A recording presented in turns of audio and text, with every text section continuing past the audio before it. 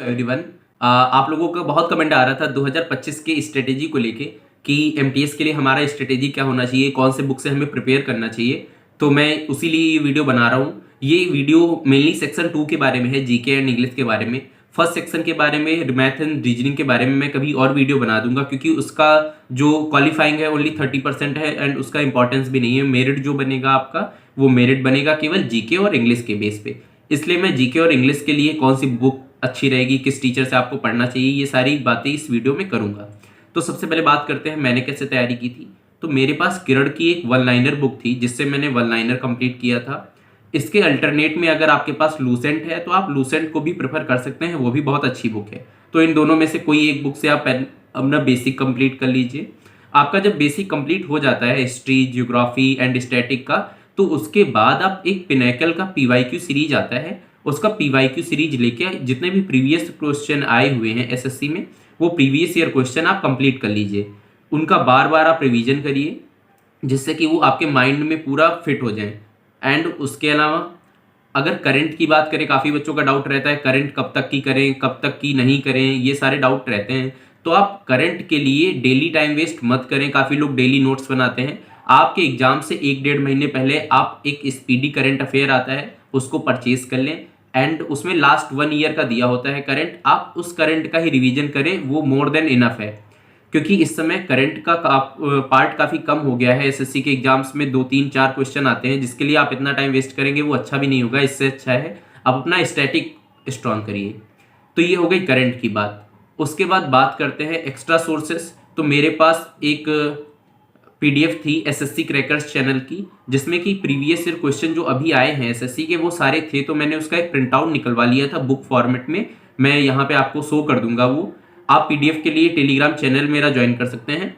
तो वो टेलीग्राम पे जो पीडीएफ है उसका प्रिंट आउट भी निकलवा सकते हैं।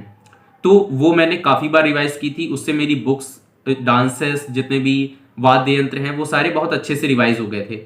और उसके अलावा अगर आपके पास टाइम बचता है, आपका जब पढ़ने का मन ना करे अपना, या फिर सुटेबल टाइम ना मिले, कहीं रास्ते में है, कहीं भी जा रहे हैं, तो आप परमार सर का पीवाईक्यू सीरीज जो अभी लेटेस्ट 4 आया था उसको कर सकते हैं। या फिर उसके अलावा उन्होंने अभी सीजीएल के एग्जाम के पहले 1 शॉट वीडियोस डाले थे, तो आप उन 1 शॉट वीडियोस, जैसे हिस्ट्री का 1 शॉट वीडियो, जियोग्राफी का 1 शॉट वीडियो, उससे अपना बहुत ही कम समय में बहुत एफर्ट वाला जो वीडियो था, उनका पूरा वीडियो आप कवर कर सकते हैं। तो इससे आपका जीके काफ़ी अच्छा हो जाएगा। एंड आपका टारगेट स्कोर 50 to 55 मिनिमम होना ही चाहिए एमटीएस में, अदरवाइज आपका सिलेक्शन बहुत ही मुश्किल हो जाएगा एमटीएस में।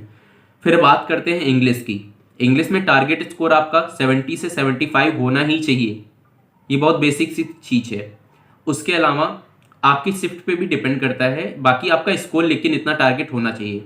उसके अलावा आपको करना कैसे है इंग्लिश, तो पहले आप अपना इंग्लिश का बेसिक कंप्लीट करिए किसी ऑफलाइन कोचिंग से, या ऑनलाइन में आप नीतू मैम से प्रेफर कर सकते हैं। नीतू मैम की बुक आती है वॉल्यूम 1 वॉल्यूम 2 करके।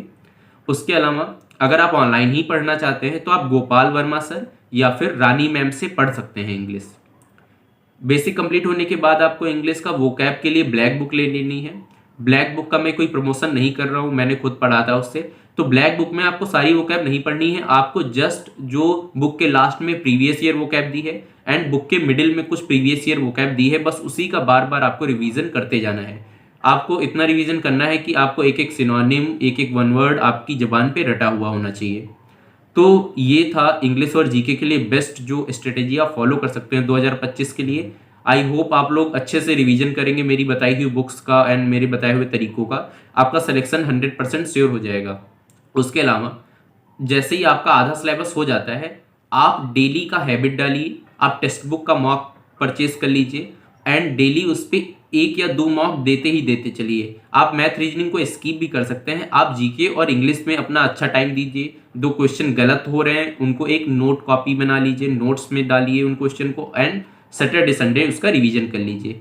ये आपकी आगे की प्रिपरेशन के लिए भी अच्छा होगा एंड आपकी जो गलतियां हो रही हैं उनको इम्प्रूव करने में काफ़ी मदद देगा। Thank you everyone and wish you all best of luck for MTS 2025। Thank you.